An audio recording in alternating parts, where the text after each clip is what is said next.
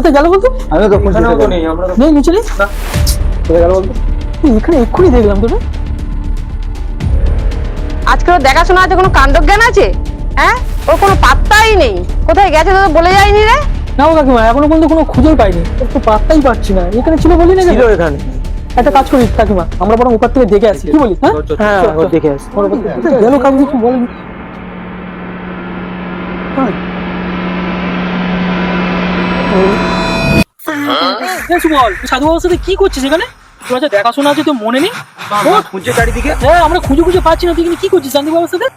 জানিস না তান্ত্রিক বাবা কি বলেছিল?